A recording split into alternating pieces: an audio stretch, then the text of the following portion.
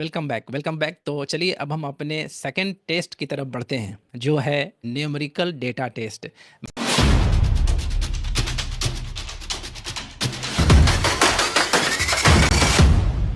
मैं अब आपको लगभग 50 रैंडम नंबर सुनाने वाला हूं, जैसे 35, 45, 85, 75। ये रैंडम होगा, कोई सीक्वेंस में नहीं होगा। आपको बस इन्हें अपने डेटाबेस में यानी कि माइंड में मेमोराइज करना है और याद रखना है, कहीं लिखना नहीं है, राइट। और ये एक मेमोरी टेस्ट है। बस आपको अपने माइंड में स्टोर करना है इसे, और फिर मैं आपको 1 मिनट का टाइम दूंगा और देन आपको इन नंबर्स को रिकॉल करना है, राइट। तो देखते हैं आप कितने नंबर रिकॉल कर सकते हैं। रेडी? रेडी? तो लेट्स बिगिन। रिलैक्स रहिए, कंफर्टेबल बैठ जाइए, ठीक है। अब मैं नंबर्स बोलता हूँ, बस सुनना है और याद करना है, लिखना नहीं है, कहीं लिखना नहीं है। Okay, let's get started. पहला नंबर है 31, मेमोराइज कीजिए।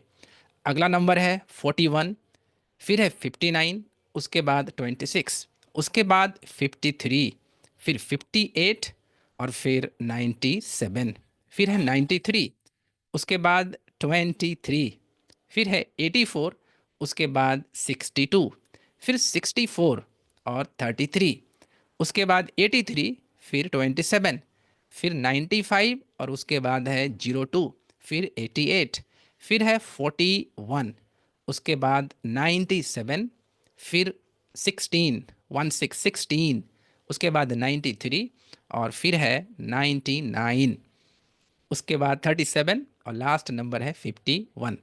हो गया? आपने मेमोराइज कर लिया।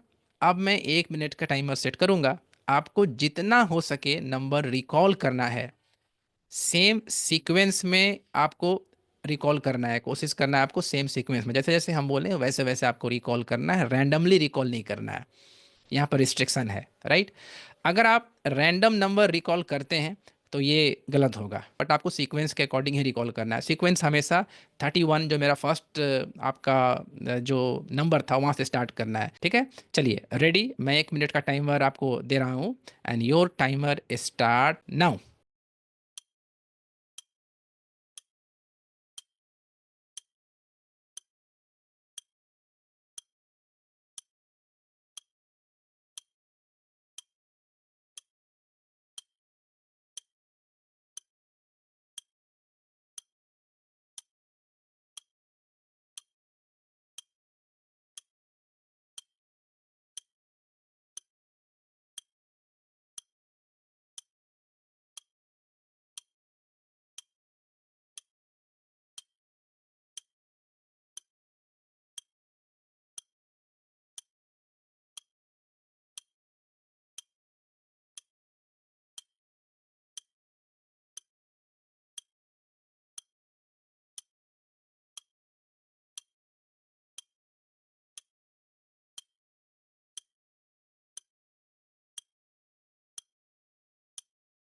Time up, time up, time up. Stop recalling, stop writing. अब मुझे बताइए कि आपने कितने नंबर रिकॉल किए। क्या वो 10 है, 20 है, 30 है, या 50 है? अब मैं आपको कुछ स्टैटिक्स देता हूँ। अगर आप 8 से 10 नंबर रिकॉल कर पा रहे हैं तो ब्रिलियंट, ये एक एवरेज रिकॉल एबिलिटी है किसी भी नंबर सिस्टम के लिए। अगर आप 10 से ज़्यादा डिजिट रिकॉल करते हैं तो कॉन्ग्रेचुलेशंस, आपकी मेमोरी काफ़ी अच्छी है। और अगर आप 25 से ज़्यादा डिजिट्स को रिकॉल करते हैं तो इसका मतलब ये है कि आप किसी मेमोरी टेक्निक का यूज़ कर रहे हैं। लेकिन अभी आपको टेंशन लेने की बिल्कुल कोई भी रिक्वायरमेंट नहीं है। आपका स्कोर चाहे 10 से कम हो, या 10 से ऊपर हो, या 25 के ऊपर हो, डोंट वरी। मैं आपको 21 दिन के अंदर ये गारंटी दे सकता हूँ, और ये गारंटी के साथ ये कह सकता हूँ कि मैं ये सिखाने वाला हूँ आपको कि आप इन सभी नंबर्स को एक बार में याद कर सकें। ये मेरा आपसे प्रॉमिस है कि आप 21 डेज़ के एंड तक आप ये सारे नंबर को इंस्टेंटली रिकॉल कर पाएंगे। लेकिन मेरी आपसे एक सिंपल सी एक्सपेक्टेशन है, आपको बस प्रैक्टिस करनी है, जो मैं आपको सिखाऊंगा। Blindly step by step process को फॉलो करना है। 21 दिन के बाद आप इन सभी नंबर्स को एक बार में मेमोराइज कर पाएंगे। क्या आप रेडी हैं मेमोरी मैजिक सीखने के लिए? हाँ, ये एक ब्यूटीफुल प्रोसेस है जो हम आपको सिखाने वाले हैं। तो अभी अपनी नोटबुक लीजिए और अपना आज का स्कोर लिखिए।